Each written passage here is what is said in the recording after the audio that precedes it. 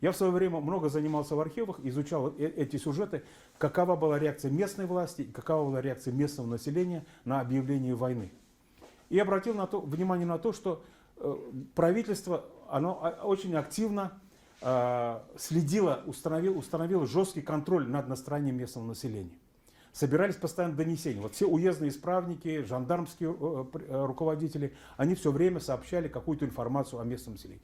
Мусульманское население спокойно, в основном они это сообщают. И в то же время там же везде говорится, но все равно надо ждать каких-то провокаций, все равно надо каких-то вещей ждать. Казанский жандармский управитель, полковник Калинин, особенно в этом деле был, он активен, он постоянно отправлял донесения в центр о том, как себя чувствует, как себя ведут татарское население. Во всех, кстати говоря, вот здесь, вот Татарская Слобода, в этом районе, во все заведения, так скажем, общепита, да, как мы сейчас говорим, направлялись специальные осведомители. И они должны были следить, что там, о чем там говорят татары, посетители этих заведений. И вот эта информация все откладывалась, есть такие донесения в архиве довольно много. Понимаете, то есть все время сквозит недоверие. В центральных областях, в центральной прессе все время об этом говорится. Мусульманское население ненадежно. Они собираются поднять свои силы против официальной власти, присоединиться к туркам. Они ненадежны, мы на них не можем никак опираться. В конце концов, официально мусульманская фракция Государственной Думы, руководители религиозные, крупные татарские политики все время старались в своих официальных выступлениях, в прессе, с трибун Государственной Думы поддержать вот эту идею единства народов России перед общим врагом. То есть для них власть шейхуль-ислама не распространялась, воззвание шейхуль-ислама не имело большой актуальности. И поэтому вот эта двойственная ситуация, когда, с одной стороны, татары, как мусульмане, вроде бы должны поддержать общий призыв халифа шейхуль-ислама, турецкого османского султана Абдулхамида II, а с другой стороны, они, как подданные Российской империи, должны защищать свое отечество. Но в этой ситуации официальная власть постоянно поддерживала вот эту подозрительность, и это все в документах отложилось достаточно четко, а с другой стороны, татары оказались действительно верными подданными своей страны. И воевали на фронтах так же смело, так же самоотверженно, как и все остальные. И когда уже началась война, когда она уже шла, от имени мусульман всей Российской империи один из руководителей мусульманской фракции, Кутлы-Мухаммед Тевкелев, поставил на голосование вопрос, требование фактически, о гражданском и национальном равноправии. Представляете, мусульмане должны идти защищать Отечество, а официально они не признаны равноправными с остальными гражданами Российской империи, с православными. Поставлен этот вопрос, Дума этот вопрос, тем не менее, отклонила. Там, конечно, был перевес, там не скажешь, что абсолютное большинство, но большинством голосов это требование было отклонено. И вот, как я сказал, наблюдение на местах было организовано очень сильно, активно. Кроме того, в обществе очень сильно распространялись слухи. Причем это сама власть как будто их распространяла. Мы сейчас это называем фейки, да? Так вот и в то время эти фейки были очень широко распространены. Вот если брать вот эти документы, о которых я говорил, документы местных властей, жандармского управления, то, например, был слух якобы о том, что мусульмане распространяют слух о последней войне. Якобы вот есть такое утверждение, что началась последняя война. И в этой последней войне один из христианских правителей примет сторону мусульман и поможет мусульманам победить, и весь мир станет мусульманским. Якобы такой слух был. Причем это все разжевывалось в официальной документации. Среди татар такого слуха не было. Официально как будто был. Понимаете? То, что мы сейчас называем фейком. Другой слух. Ереванский секретный комитет. Опять-таки, в документах официальных мы находим такие сведения, что якобы в Казань прибыли какие-то посланцы из Азербайджана, Еревана, из Закавказья и начали здесь распространять такие идеи, что нам, всем мусульманам, надо объединяться, присоединиться к Турции и бороться против России. Начали проверять. Причем этот слух шел, и этот слух всерьез был воспринят официальными властями местными. Этот слух проверялся. Нет, никаких посланцев из Ереванской губернии не было. Или, например, в одной из газет на полном серьезе была опубликована информация, что делегация мусульман Российской империи, крупных руководителей, интеллектуалов, отправились в Будапешт, чтобы переговорить с властями, представителями австро-венгерской монархии, тому же, да, и якобы они потом собирались дальше направиться в Вену, чтобы, значит, эти государства, Австро-Венгрия поддержала российских мусульман и так далее, и так далее. И якобы ссылка шла на какую-то французскую газету даже. На поверку начинается, если когда это проверять начинали этот слух, оказывается, что никакой делегации такой не было.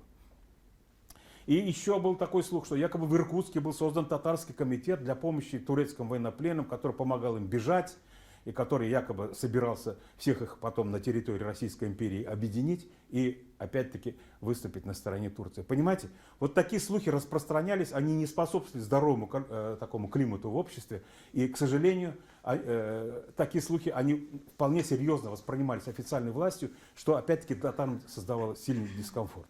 Понимаете? Вот. Теперь дальше. Если мы берем уже армию, если берем военную службу, какие проблемы там существовали? Ну, мы с вами сегодня живем в другом обществе, мы должны оценивать то общество немножко по-другому, с той точки зрения. Там наше татарское общество в то время достаточно консервативно, достаточно патриархально во многих вопросах, вопросы религии. Оно достаточно замкнуто, люди плохо знают русский язык. Вот представляете, солдаты приходят в армию, их проблемы возникают какие? Проблемы возникают с едой, самые простые. Татары не едят свинину. Как быть? Ну, приходилось, судя по всему, есть.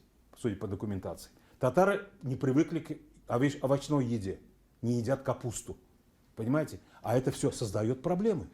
Это опять-таки создает для солдат серьезный дискомфорт. Теперь дальше. Религиозные потребности. Люди ведь все глубоко верующие, а их религиозные потребности не соблюдаются. Понимаете, люди беспокоятся. Я вот погибну, как меня похоронят? Домой не отправляют. Хоронят там же. А кто будет хоронить? Религиозной службы нет, военных имамов нет. То есть православные батюшки есть в военных частях, а мусульманских священнослужителей нет, которые помогли бы не только соблюдать обряды, но, например, и в духовном руководстве, там, наставничестве, чтобы выступать перед солдатами. И это только в июле 2016 года, уже война будет идти почти 2 года практически, да? Вот. И только в июле по указу Николая II будет создана должность дивизионных имамов. И там уже и присягу будут принимать при присутствии дивизионных имамов, и соответствующие религиозные обряды соблюдать, скажем, в случае кончины, гибели солдат и так далее, и так далее, и так далее. И проблема, конечно, очень большая в незнании русского языка. Когда татары общаются между собой в армии, в действующей армии на татарском языке между собой, они получают вполне серьезные замечания со стороны русских товарищей. Их обвиняют, опять-таки, начинают обвинять в симпатиях к Турции, вот вы все такие-сякие, не русские и так далее. Несмотря на то, что эти же люди официально мобилизованы, являются составной частью российской армии и должны соблюдать и должны выполнять те же самые требования, что и русские православные солдаты. Теперь несколько слов о героизме. Ну, тут, конечно, понимаете, тут каждый случай я же не могу приводить. Конечно, есть много, я вам потом порекомендую, что вы можете еще посмотреть. Вот. На фронтах татары проявляли, в общем-то, в самых разных областях, в самых разных сражениях, и в пехоте, и в военно-морском флоте, и в других подразделениях, проявляли те же самые качества, что и другие. Были и герои, были и незаметные участники этой войны. Ну вот я здесь специально вам выделил несколько человек, которых мы можем упомянуть. Это полные георгиевские кавалеры. 4 креста. Это очень серьезно, разных степеней. Их было, ну, было, видимо, несколько. Такой статистики, к сожалению, нет. Но, судя по всему, вот 2 из них самых знаменитых. Вот это на фотографии Шайдулла Асальгараев из Мензелинского района, сейчас Сарамановский район. И из Тахауддин Аблубакиев из Орского уезда, они были полными георгиевскими кавалерами. Причем обращаю ваше внимание, что георгиевский крест, он же крест, мусульманам крест давать вроде бы не положено, но тем не менее нашли выход, и там на этом георгиевском кресте вместо изображения Георгия Победоносца начали ставить герб Российской империи. И этот крест, как-то мусульмане начали к нему более спокойно относиться. И в принципе никакого отторжения со стороны солдат, которые награждались георгиевскими крестами разной степени, не было. Они их носили, они их понимали, что они дают какие-то определенные льготы впоследствии, после войны и так далее, и так далее. Вот, скажем, были и достаточно высокопоставленные офицеры в составе российской армии. Вот здесь я нескольких только называю. Генерал-лейтенант Якуб Юзефович, начальник штаба дикой дивизии, причем, да, он из польско-литовских татар. Генерал-майор Зулькарнай Дашкин, генерал-майор Хаджи Ахмед Ишбулатов. Это вот высокопоставленные офицеры российской армии. То есть в целом, если мы говорим о татарах, участниках Первой мировой войны, как они участвовали на стороне Российской империи, то они, как подданные русского царя, в принципе, поддержали свою страну, в принципе, поддержали свое отечество и воевали так, как могли. И составляли достаточно серьезную силу и проявляли те же качества, что и остальные солдаты в составе русской армии. Другой сюжет, который я хотел бы осветить, которым я более активно занимался, который был для меня более интересен и тоже связан с татарами, с судьбой татарских военных во время Первой мировой войны, это судьба военнопленных. Военный плен – это составная часть любой войны. И вот эта тема меня в свое время заинтересовала. Я довольно долго занимался в немецких архивах и поднял довольно любопытные документы. И вот я хотел бы вам немножко еще рассказать о судьбе военнопленных.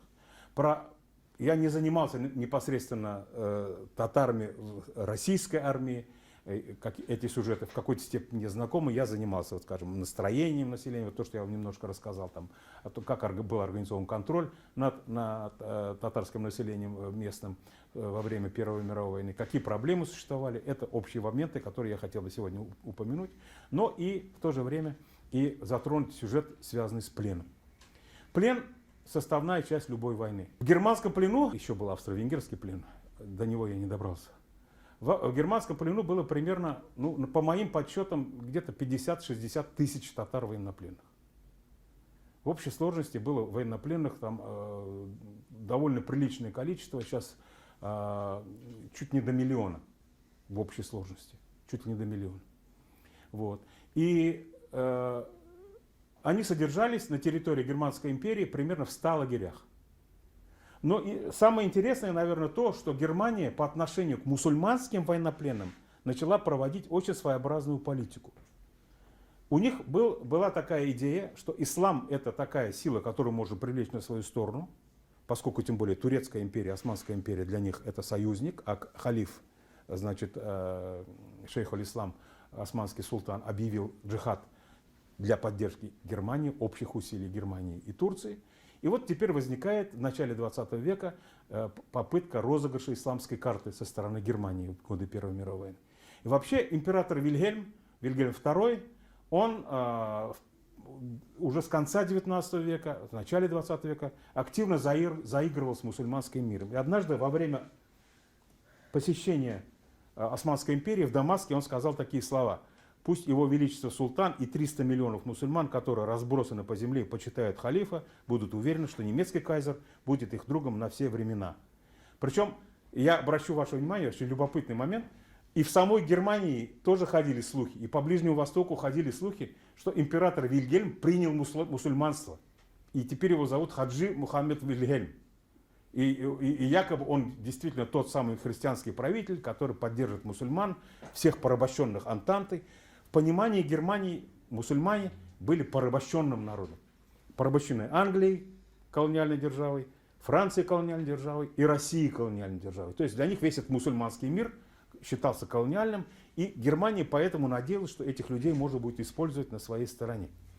И вот в Германии нашелся такой человек, которого звали Макс фон Оппенхайм, вот его портрет.